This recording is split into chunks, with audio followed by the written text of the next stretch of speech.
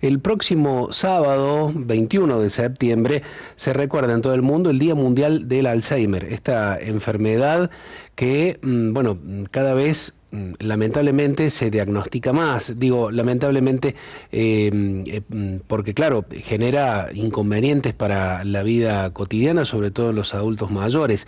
Hay explicaciones que dan cuenta de por qué cada vez son más numerosos los diagnósticos. De todas maneras, es necesario para esto, para prevenir la aparición de síntomas a muy temprana edad, para avanzar en lo que es el diagnóstico temprano que permite un mejor tratamiento, y para conocer específicamente los tratamientos hemos invitado a tres profesionales expertas en esta temática: la doctora en neuropsicología Fátima González Palau, la doctora María de la Paz Escribano Parada, que es médica especialista en neurología, y la doctora Jezabel Mancilla, que es médica especialista en psiquiatría. La saludamos a las tres, tenemos preguntas para las tres. Vamos a ir avanzando en este tema tan importante en este tiempo, sobre todo para los adultos mayores y sus familias. ¿Cómo les va? ¿Cómo andan ustedes? Muy buenas, Javier, muchas gracias por la invitación. Es un placer poder compartir este espacio con los oyentes.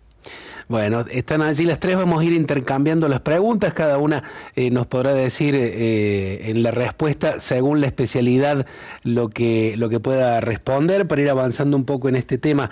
Doctora Fátima González Palau, ¿cómo podemos diferenciar, por ejemplo, a la hora de detectar síntomas, ¿no? Estoy hablando de este tema, lo que es un olvido normal, propio del envejecimiento, por ejemplo, de un olvido que puede ser un síntoma o algo que nos lleve a la alarma, ¿no? Nos diga, bueno, puede ser que esto sea un síntoma temprano de Alzheimer. Sí, por supuesto que todos nos olvidamos de las cosas. A ver, eso es algo natural, incluso es bueno para nuestro cerebro porque no podríamos recordar absolutamente todo en nuestro día a día.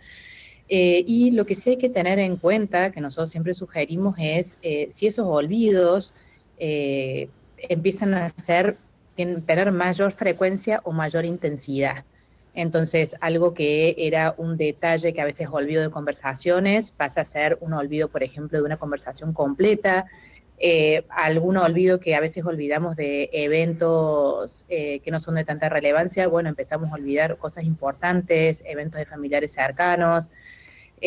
Algo que también es muy importante es si en algún momento nos sucede de perdernos en algún lugar conocido, tener como un pequeño episodio de desorientación. Eso también es un signo de alarma que nos invita a consultar. Uh-huh. Y también algo muy importante, Javier, es si este olvido, que antes era un olvido que a veces pasaba, pero no nos interfería dentro de nuestra vida cotidiana, en el caso de que empiece a interferir en nuestro día a día, es muy importante consultar. Así como si se acompaña de cambios en personalidad, por ejemplo, que nos notemos más irritables o que nuestro clima emocional del día a día notemos que es diferente a lo que solíamos tener. Uh-huh. Todos estos son signos de que es muy importante consultar, porque hoy en día tenemos posibilidades clínicas de poder diferenciar cuando es un olvido propio del envejecimiento normal o cuando corresponde a algo que requiere un tratamiento médico. Uh-huh. Ahora, doctora, una consulta que se harán muchos, digo, lo que están escuchando y viendo. En mi caso, por ejemplo, soy una persona de 53 años. ¿A dónde debería hacer una consulta para saber, por ejemplo, porque a lo mejor me he olvidado de algo, esto que señalaba usted, o he notado algún pequeño cambio en la conducta, o, por ejemplo, mis padres o abuelos han tenido esta enfermedad? ¿A dónde tengo que pedirlo? ¿La consulta? ¿A un neurólogo? ¿A qué tipo de médico?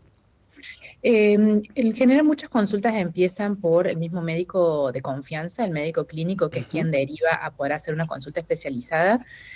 Nosotros también sugerimos que sea el médico neurólogo el que haga este primer chequeo. Si uno no tiene un médico clínico de confianza, el médico neurólogo es la persona indicada, o el médico psiquiatra, en el caso de que uno esté en un tratamiento psiquiátrico, son los profesionales adecuados. Porque son quienes pueden tener la mirada integral de poder recabar todos los estudios que se necesitan para poder hacer lo que se llama el chequeo cognitivo, que engloba diferentes estudios. Bien, ¿y están en la obligación de hacerlo? Digo, porque sabe que ustedes, todos los que trabajan en la salud, hoy tienen turnos muy ocupados, es complicado a veces acceder al turno. Uno le dice, mire, yo me quiero hacer este examen porque para prevenir o en todo caso para saber, eh, se lo tienen que hacer, ¿verdad? No hay una oposición a eso, no debe haberla. No, no, para nada. Yo creo que cuando uno consulta, siempre la mayoría de los casos, los médicos neurólogos, médicos clínicos y médicos psiquiatras suelen hacer el pedido de todo lo que es el protocolo cognitivo de una manera correcta. Eso ya está muy generalizado a nivel de Córdoba y de Argentina y del mundo. Y por supuesto que siempre uno como consultante, como paciente, agradece que se hagan todos, que uno pueda hacerse todos los controles, así que es algo que suele ser muy habitual y es la manera correcta de poder detectar esta diferencia que comentaba Javier entre un olvido normal y algo que puede ser signo de alarma y que requiere su tratamiento. Le pregunto por la prevención, doctora. ¿Cuáles son los factores que hay que tener en cuenta en este sentido? Yo creo que eso podría ser importante que lo responda la doctora Mancilla, Bien. que es especialista en factores también de prevención, así que si quiere la doc. Sí, claro, la saludamos a la doctora Jezabel Mancilla. ¿Cómo le va, doctora? ¿Qué tal? Buenos días, ¿cómo están? Mucho gusto. Bien, bueno, muy Bueno, bien. Muchas hoy gracias.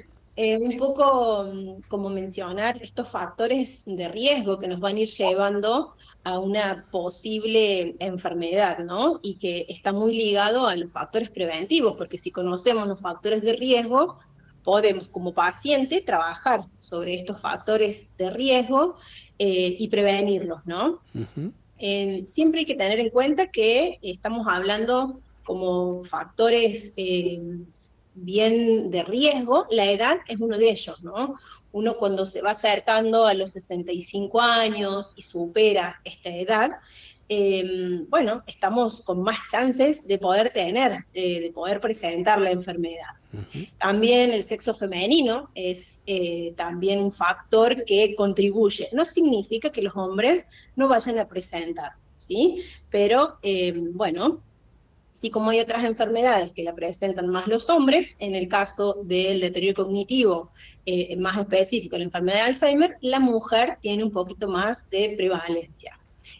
También un Perdón, poco se tener en sabe, cuenta, perdón, doctora, que le sí, interrumpa, ¿se sabe por sí. qué, a qué se debe que las mujeres tengan mayor prevalencia en en el Alzheimer?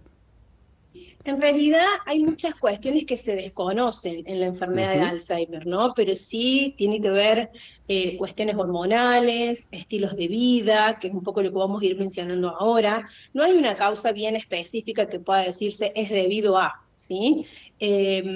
Recordemos que esta enfermedad es multifactorial, ¿sí? No hay Claro. una sola causa que la determina, que la produce. Entonces, bueno, hay algunas cuestiones que se desconocen. Ujú. Bien.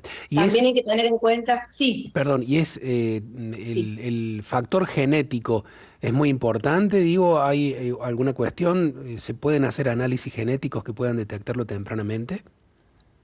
Bueno, acá lo vamos a dejar a la doctora que lo Vale. pueda responder. Sí, hola, buenos días, muchas gracias por invitarnos a este espacio. En realidad, el Alzheimer, digamos, hay algunos genes que están asociados que generan una mayor predisposición para desarrollar la enfermedad de Alzheimer, pero no es una enfermedad hereditaria y no hay un gen del Alzheimer, ¿no? Bien, Salvo para algunas formas familiares muy específicas que ocurren en menos del 1% de los casos. bien. ¿Sí? Solamente el menos del 1% de los casos son de origen genético, ¿sí? Si no, las otras cosas que hay son algunos genes de predisposición, pero que justamente en relación a lo que estaba hablando recién la doc, con los factores preventivos podemos hacer que esos genes no se expresen. Pero no es una enfermedad genética ni hereditaria del Alzheimer, sino que hay una predisposición quizás. Perfecto. Por eso insistimos siempre en justamente en poder trabajar sobre estos factores preventivos, ¿sí? Ujú. Que vamos mencionando para que justamente no se exprese la enfermedad o se exprese de manera tardía, lo más tardía posible. Bien. ¿Cuáles son? ¿Podemos puntualizar algunos de estos factores Sí, preventivos? Sí, claro, bueno, la cuestión también cardiovascular es muy Ujú. importante, ¿no? Siempre les cuento un poco a las familias, a los familiares que acompañan a los pacientes, siempre les digo, todas las enfermedades vasculares, todas las enfermedades cardíacas, siempre les hago el ejemplo, ¿no? Y la comparación. Como está el corazón en ese momento, enfermo, sano, de acuerdo a las características que tenga ese corazón, va a estar casi en espejo el cerebro, de igual manera. Entonces, si yo tengo un corazón que está dañado, que la paciente o el paciente sufre hipertensión, enfermedades de los vasos sanguíneos, como la diabetes, que va afectando todos los vasos, si tengo las dislipemias, es decir, triglicéridos, colesteroles que están altos, que no están controlados, de igual manera, casi en espejo, los vasos cerebrales van a estar similares. Hmm. Entonces, el control con el médico de cabecera o el control con el médico cardiólogo es fundamental. Toda Bien. esta cuestión de prevención, ¿no? El sedentarismo, la poca actividad física, seguramente mi compañera va a mencionar un poco los beneficios que hoy se saben ampliamente, está comprobado cómo influye y cómo incide a nivel cerebral la actividad física. La alimentación, una alimentación que no sea equilibrada, que no sea sana, también contribuye a que se pueda presentar la enfermedad. Algunas cuestiones también que tienen que ver con los estados anímicos. Siempre insistimos que también hay que prevenir una depresión, por ejemplo, ¿no? Claro. Un estado anímico que no esté estable, alguien que esté triste, angustiado, también acercarse a la consulta. ¿Por qué? Porque en esta enfermedad sabemos que hay neurotransmisores que están fallando o que no se están liberando o que se están liberando de manera errada, ¿no? Entonces, si uno hace un correcto tratamiento de toda la patología anímica, también está previniendo este deterioro cognitivo a futuro, ¿sí? ¿Por qué? Porque esa falta de sustancias que se producen, por ejemplo, en la depresión, está haciendo que mi cerebro envejezca, que mis neuronas se enfermen y me predispone a un futuro a una enfermedad de Alzheimer, por ejemplo. Ujú. Bien. Bueno, entonces vamos a preguntarle a la doctora Fátima González Palau, digo, porque ella es doctora en neuropsicología y psicoterapeuta, ¿qué se hace puntualmente en este último caso, ¿no? Que señalaba la colega allí, para, bueno, tratar, por ejemplo, este tipo de problemas que pueden derivar después en Alzheimer, ¿no? En la psicoterapia. ¿De qué manera se puede avanzar, doctora? Bueno, hoy en día es muy importante, Javier, poder abordar, como decía la doctora Mancilla, todo lo que sean altibajos emocionales. Eh, Creo que es muy importante abordarlo de manera integral y eso implica lo que podemos hacer en consulta, los Ujú. psicoterapeutas, como lo que podemos hacer en nuestro día a día. Hoy se sabe, como decía la doctora Mancilla, que el ejercicio físico, por ejemplo, no solo ayuda a lo físico, sino que también ayuda a lo emocional. Claro. Entonces, hoy en día los tratamientos que son para lo emocional incluyen muchas variables que tienen que ver con hábitos de nuestro día a día. Principalmente, Javi, tenemos 4 hábitos que son los más importantes y que la audiencia quizás se pueda llevar hoy de cosas que son muy buenos, que nos va a servir mucho para nuestro cuerpo, para toda nuestra parte cardiovascular, y nos va a servir para nuestro cerebro y nos va a servir para lo emocional. Entre estos hábitos tenemos caminar 3 veces por semana, 50 minutos, ¿sí? Puede ser un buen hábito o hacer cualquier actividad que sea 3 veces por semana, 50 minutos aeróbico, ayuda muchísimo para todas estas cuestiones que son de riesgo y también para la parte emocional. Imagino ahí, perdón, y que le interrumpa porque tiene que ver con eso, porque por ahí puede pasar que alguien diga, no, yo 50 minutos 3 veces por semana no puedo, doctora. Puedo empezar con un poquito menos, ¿verdad? Es decir, vale a lo mejor casi tanto si tiene 20, 30 minutos, 40. Ujú. Así es, el cerebro nosotros decimos. A ver, tuvimos una interrupción ahí. Se cortó la comunicación con la doctora Palau, Ale. Pareciera que sí. Bueno, vamos a reintentar retomar el diálogo con estas tres especialistas en el tratamiento del Alzheimer, esta enfermedad que como vemos, un dato interesante es que solo el único por ciento, en el 1% de los casos únicamente responde a cuestiones genéticas, es decir, no es hereditaria totalmente, sino que solo en el 1% de los casos está determinada genéticamente. La importancia de, bueno, cuidar la salud desde temprana edad, los hábitos que mencionaba recién la doctora, con la cual, bueno, hemos restablecido la comunicación. Nos estaba señalando esto del ejercicio físico tan importante como otras cuestiones para la prevención. Así es, eso se perdió unos minutos la conexión, pero les estaba comentando que el cerebro es agradecido, Javier. Es Mm, decir, que si uno no puede incorporar 50, puede incorporar 20, claro, 30, 10, claro. 5. Siempre es muy importante hacerlo, digamos, salir del sedentarismo. Lo que queremos combatir es la vida sedentaria física y cognitivamente. Podemos empezar por poquito, el cerebro lo va a agradecer y uno va aumentando gradualmente a medida que vaya pudiendo, porque por plasticidad cerebral hoy sabemos que podemos incorporar cualquier hábito de nuestra vida.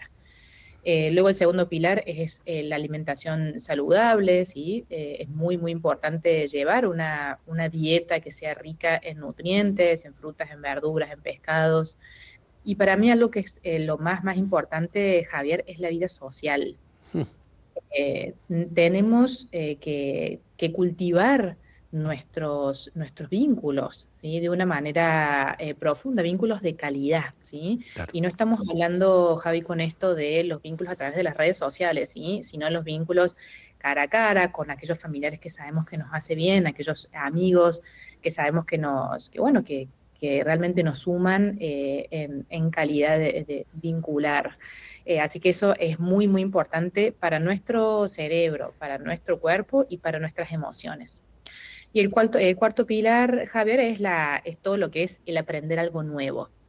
Es muy importante, la gente nos pregunta, bueno, pero ¿sirve de algo que yo haga sudokus? ¿Sirve de algo? Todo sirve, ¿sí? Y lo que más sirve es poder unirse, hacer eso que nos quedó pendiente y que no sabíamos cuándo hacerlo. Bueno, Ujú. ahora tenemos una muy buena excusa porque es una recomendación clínica también y de los profesionales de la salud, es que se animen a hacer eso que siempre quisieron hacer y que no encontraron ese momentito, pero hoy en día quieren prevenir. Bueno, los animamos a eso. Aprender un nuevo idioma, Javi. Aprender ese curso de arte que uno dice siempre me hubiese encantado aprender a hacer cosas manuales, aprender a pintar, aprender a usar la computadora. Muchísima Ujú. gente quiere aprender a usar un poquito mejor o el celular o la computadora y de esa manera vamos a estar mejorando nuestro estado de ánimo, vamos a estar previniendo la enfermedad de Alzheimer y vamos a estar teniendo un montón de beneficios para nuestra salud. Excelente, doctora Fátima. Bueno, le voy a preguntar a la doctora María de la Paz Escribano Parada por los tratamientos que se están dando en este momento, si hay, bueno, descubrimientos importantes en esto, algún tipo de medicamento. Se habló hace poquito, hace unos meses atrás, de alguna investigación sobre algún medicamento. ¿Qué se sabe actualmente? Sí, bueno, es muy interesante porque desde hace más de 30 años, que fue, digamos, la última droga que salió aprobada, digamos, para la enfermedad de Alzheimer, y hace más o menos 2 o 3 años que hemos tenido, digamos, nuevos descubrimientos en este área. Se trata de un tipo de medicación que se llaman anticuerpos monoclonales, ¿sí? Son fármacos que van a ir a actuar sobre nuestro sistema inmunitario y que lo que buscan un poco es remover, digamos, la causa, digamos, lo que genera la muerte celular en la enfermedad de Alzheimer, que eso se produce por un depósito de proteínas. Entonces, estos fármacos lo que van a ir a hacer es sacar esas proteínas, evitar que se depositen en las células y de esa forma evitar la muerte neuronal y la aparición de los síntomas. Eso es como por el lado bueno, ¿no? O sea, Ujú. lo que se ha logrado avanzar o lo que se ha conseguido, ¿sí? Hoy, actualmente, están aprobados 3 fármacos, ¿sí? tienen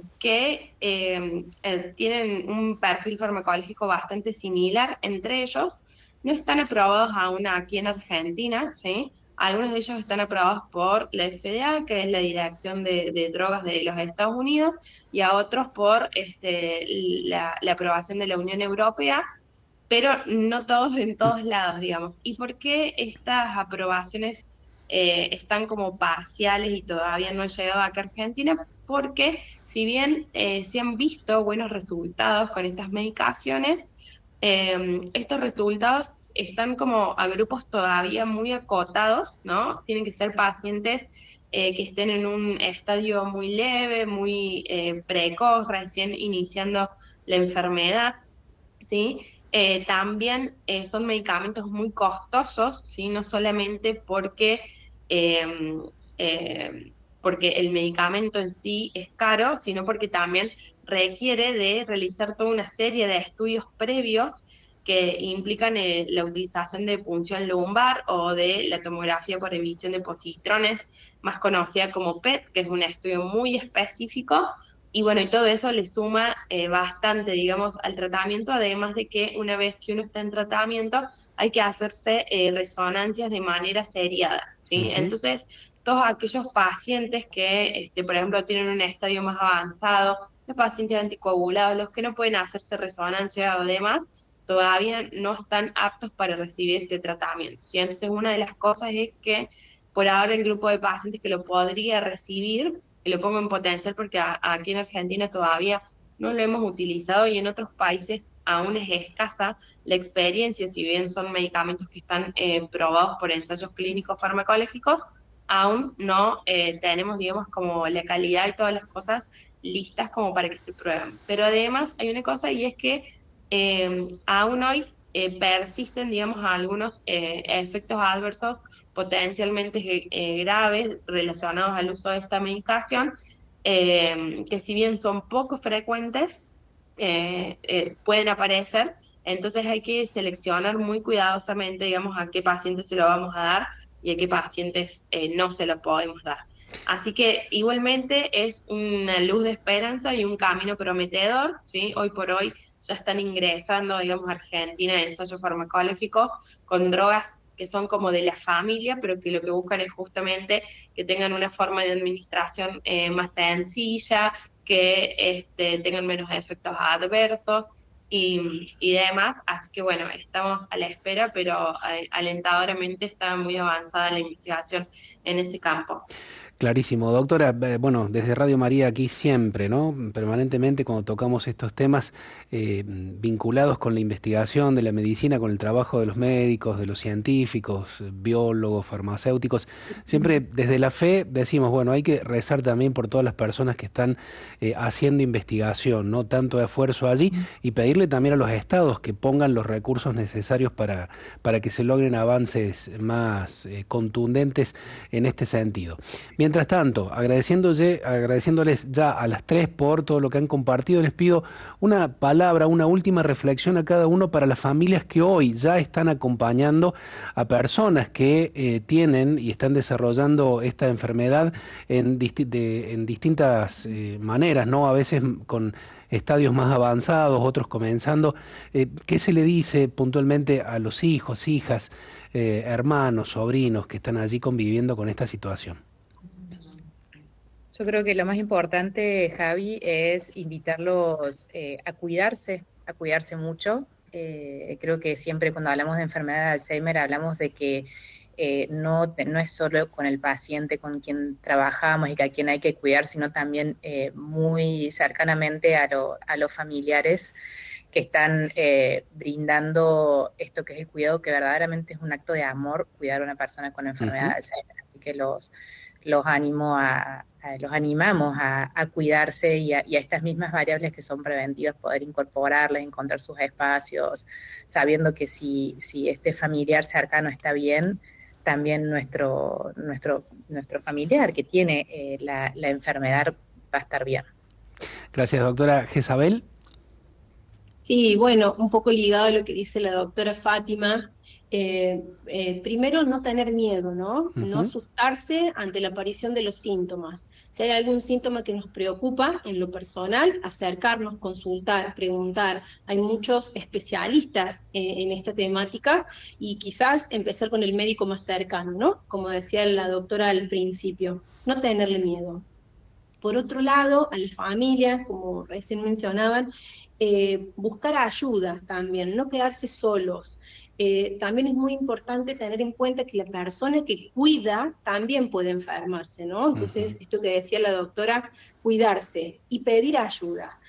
Buscar también en algunos centros acompañamientos, algunos consejos de las cuestiones prácticas del día a día, porque esta enfermedad nos lleva a cambios día a día, que tenemos que adaptar el hogar, que tenemos que pensar en estrategias para manejar a nuestro familiar que está con esta enfermedad y que a veces es complejo. No es tan simple, entonces, bueno, buscar ayuda, cuidarse, tener momentos de descanso, pero fundamental esto, buscar ayuda y no quedarse solos.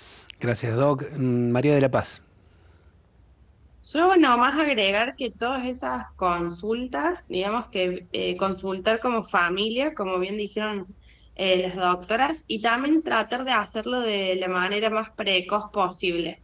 porque quizás muchas veces llegan cuando, bueno, cuando ya hay muchos síntomas muy avanzados, más allá de lo que es el tratamiento, digamos, del paciente de la enfermedad en sí, como familia poder hacer, digamos, una consulta precoz desde el primer día para ver cómo ir acompañando, porque eso nos ayuda a elaborar un plan, ¿no? Y que las cosas que vayan llegando no nos sorprendan tanto, no nos impacten tanto a nivel emocional, social, económico, y poder armarnos para eso. Entonces, como que todos esos cuidados, mientras más precos sean, mejores, digamos, para sobrellevar todo lo que esta enfermedad implica.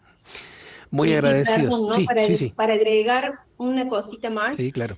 no hay algo específico, es decir, no hay una receta que sea para todos iguales. Claro. Cada caso, cada persona y cada familia es un mundo diferente. Ujú. Entonces, animarse a esto, a afrontarlo y a que juntos con el equipo, ¿no?